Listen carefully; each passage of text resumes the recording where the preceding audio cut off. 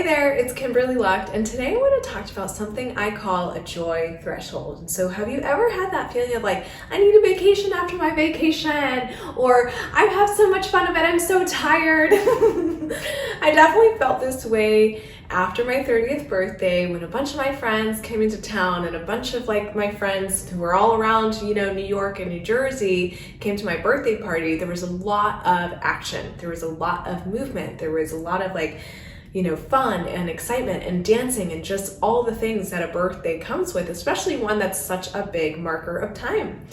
And I remember feeling like, oh my gosh, like I'm having a lot of fun, and also like I feel like I need to sleep for like 13 hours, right?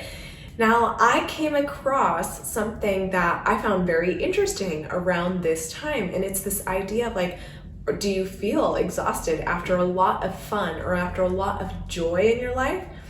It's because you haven't built it up to the point where you can have the stamina for that yet. And I got to thinking, I was like, wow, I really want these experiences. I really want to be around my friends. I really want to be, in this birthday energy. And at the same time, like, can I keep up with that? Like, I would like to, yes, but is my life keeping up with that type of energy every single day?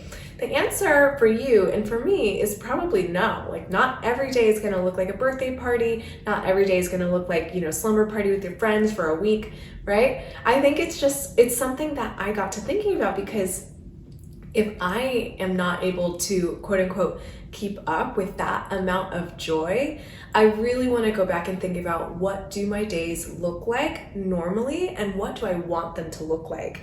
And so I've had visions of doing things like jet skiing around the Statue of Liberty this summer, or going to the Korean spa on like a fun Friday this summer as well. And I want to kind of bring in a lot more joy into my everyday experience, because it's something that just, brings up the levels of your life in a really cool way. And also because when I do have those experiences of maybe going and traveling with my friends to a different destination, or having a party around a completely different other reason, like I want to be able to keep up with the joy and have the stamina to welcome in and receive all of the joy that I want and that I'm craving, right? After like such an interesting past few years, like we can all agree that we want a little more joy in our lives. And so bringing that into mind for yourself, when you think of having a really joyful experience, what comes to mind first? Like, what's the first thing that comes to mind when you think of like, this is joy for me, this is exciting for me?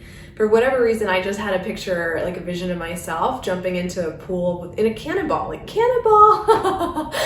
And that just like brings me a lot of joy in this moment in time. I haven't done that this summer yet, but hey, maybe that's what I want to do, and I'm probably gonna go do it.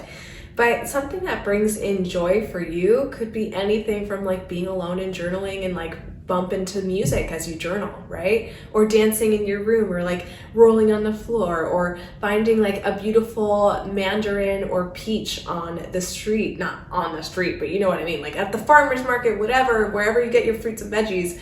What is joy to you in this moment? What's the first thing that comes to mind when you think of a joyful moment? And so once you have that, I want you to think of like a joyful week. What does a joyful week look like for you? Just kind of flipping through the days really quickly in your mind of like, what would that look like? It's like movie screen or movie, whatever you call this thing. We're rolling the movie, like what does it look like? A joyful week. And then once you kind of have like a visual of that, you're like, I would do this on Monday, I would do this on Tuesday, or this on the weekend. Like once you kind of have an idea of what that looks like and what it feels like and what the joy feels like in your body, what would a joyful month feel like? So thinking of maybe this coming month, like what would that look like for you if it was like so full of joy that you're like, wow, I've never experienced this much joy in my life? We're increasing the threshold, we're increasing your stamina, okay? So really just thinking about this coming month, like what's happening? If you've got a really cool and joyful month already planned, play that in your mind. If you've got some, not so cool, fun stuff planned, what stuff could you add in your mind here for a joyful month ahead? So that's kind of what I want you to like, maybe you can pause and like think about that and really just live into that moment of like this joyful month coming ahead. Yes. Zing. And so once you kind of have those 3 stages of joy, of like the joyful moment, the joyful week, the joyful month, I want you to think about, okay, what does increasing my joy stamina look like today? You watch this video, so that's like number 1. Woo, you did it. Yay, check. What does step number 2 look like for you? Maybe it's making a cake and, putting strawberries on top because that's just fun. Or maybe it's like going for a walk with, maybe you've got a dog, like walking around with your dog, maybe like doing a light jog with this dog, a dog jog. I'm really feeling myself today, y'all. What feels right? Like in terms of joy, like what feels like the best, most joyful step for you to take? And I'd love to know, what are you gonna do after you watch this video? Comment below and let me know. Thank you so much for watching, and I hope this helps. I'll catch you in the next video. Ciao.